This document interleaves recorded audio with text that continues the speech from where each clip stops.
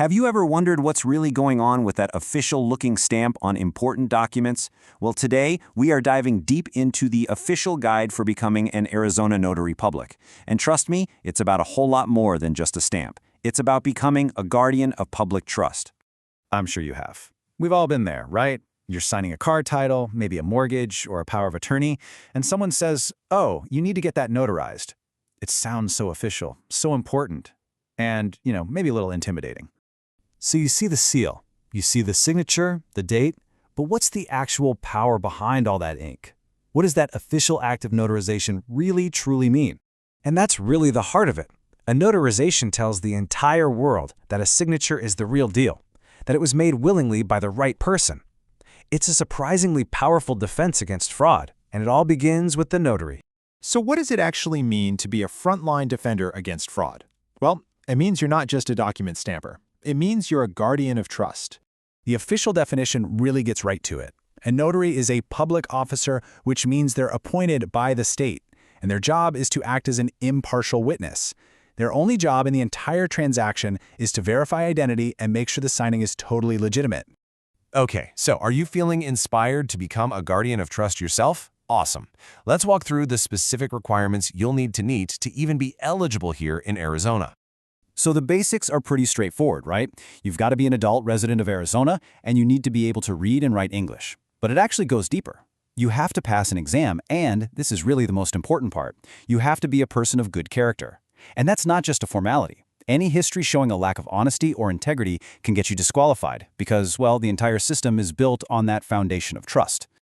All right, so once you've confirmed you're eligible, the next part of the journey is the application process itself. Let's break down the path to getting your official commission from the Secretary of State. Now, here's something really important. There's a big change coming in 2025. As Secretary of State Adrian Fontes points out, a mandatory exam is being introduced for all notaries, new and renewing. This isn't just some extra hoop to jump through. It's a really deliberate step to make sure every single notary is knowledgeable and competent. And that, in the end, protects both the notary and the public. So the whole process really boils down to these 4 key steps. First, you'll fill out the application online. Then you'll pass that new exam we just talked about. Third, you'll get something called a notary bond. We'll explain that in a second. And finally, you'll package it all up. Just remember, the application, the bond, and the fee have to be submitted all together at the same time. Okay, let's clear up a really common point of confusion, the notary bond. Think of it this way. This $5,000 bond is not insurance for you, the notary. It's a bond to protect the public. If you make a mistake that costs somebody money, the bond pays them out. And then, the bonding company will probably come looking for you to get that money back. If you want to protect yourself, you need a totally separate thing called errors and omissions insurance. So, your application is approved and you're officially commissioned. Congratulations! That's a huge step. But before you can notarize a single document, you need your official toolkit.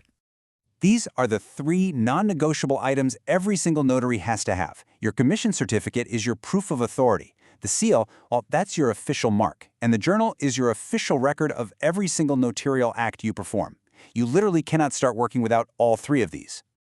Now, your notary seal isn't just any old rubber stamp you can buy online. Oh no, it has to meet very specific legal requirements. The ink has to be a dark, reproducible color, like black or dark blue.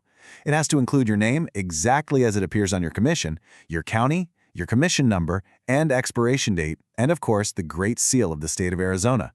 Every single element is mandated by law.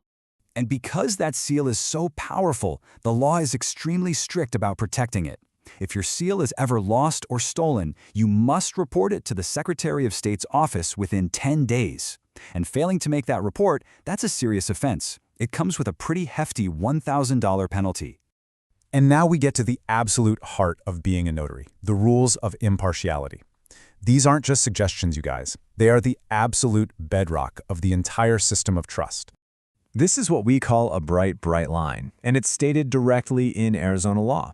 You simply cannot be impartial if you or your spouse are a party to the document. So that means you can't notarize your own signature, you can't notarize your spouse's signature, and you can't notarize any document where you have a direct financial stake. A notarization like that is voidable, which means it could be legally thrown out. This next part is absolutely critical.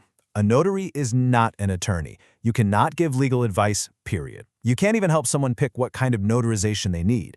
And that's exactly why in Arizona, it's illegal to use the term notario publico unless you're a licensed lawyer. It's all about protecting the public from the unauthorized practice of law. And believe me, the state takes this really seriously.